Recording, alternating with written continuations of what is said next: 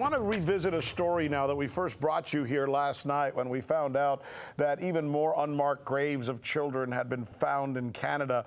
Children who were once taken away from their tribes and forced into Christian schools managed by the government and the Catholic Church more than 100 years ago, by the way. But they were reportedly abused both physically and sexually and then buried in mass.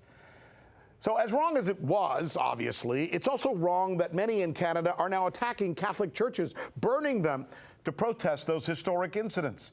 I asked Tim Gordon whether there is something the Catholic Church could or should do to better mediate this controversy. Here's how he responded to me. There are two sides to this story, and one has to at least position itself in such a way so that it understands what the other one may be arguing about. And what you're saying is there is no argument. The Catholic Church is perfectly innocent, has never done anything wrong, and the other guys are the bad guys. That seems to be your argument. I'm wondering if that's the best way to go with something like this. That doesn't seem to be my argument at all. I'm just positing that there were, I think, 6 churches burned down and 5 of them were Catholic. Mm-hmm. You seem to be blaming the victim here. Those 5 churches, in terms of the personnel which is policy, have done nothing in the last 3 or 4 generations. Now you're positing in a kind of court of public opinion something that might have happened 4 generations ago. So if you went on to listen to the entire conversation, and it went for quite some time, you get the sense that Mr. Gordon is of the opinion that the Catholic Church has nothing to apologize for, is not responsible for what happened now or any time in the past, and really has no action in this case. Here now, with perhaps a conflicting point of view, is Jen Deerinwater. She is the founding executive director of Crushing Colonialism. What is your response to his comments?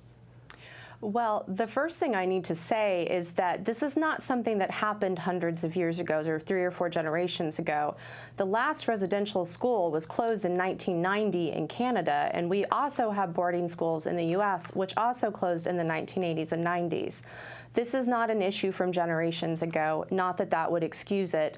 This is something that has happened very recently. You know, our children are still being stolen from us by the state in a variety of ways. So I just have to say, everything Tim said last night was blatantly racist. It was vile as an Indigenous person to have to hear that. To be clear, though, and maybe just to clear it up even for myself, the mass graves that we're speaking of, that did not happen in the 1990s, correct? No, okay. The mass graves were earlier, but I want you all to understand, as well as your audience, that this is not something that happened 100+ years ago. We still have residential and boarding school survivors that are alive today. You know, these are things that have still happened within my own lifetime. And let me ask you the question then that I asked him, because look, I'm Catholic. And I understand that my church, like many churches throughout our times, have committed mistakes. In some cases, it is historic. How can we come together and say, oh my goodness, we screwed up? How do we mitigate this? How do we find a middle ground now? Is it even possible? There is no middle ground when it comes to genocide. To say that this is merely a mistake that's a gross misrepresentation of what it is. It's blatant genocide. It's genocide that has never ended for Indigenous people. So what do we want done? What is your solution? What do we do about it at this point? Well, I mean, in terms of Catholic churches, or in general. So should we burn the churches? Or you're not for that, are you? I am for tribal sovereignty and the right to self-determination. I believe that the people who know what they best need are Indigenous people, and it is our tribal nations that should make the decisions on what we need. Well, you know what?